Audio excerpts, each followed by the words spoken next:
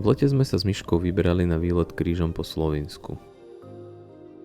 Za 9 dní sme prešli autom 1946 km a precestovali veľkú časť krajiny. Videli sme veľa fascinujúcich miest, obišli sme si známe vody ukrývajúce množstvo veľkých rýb a na niektorých z nich som si tiež zalovil.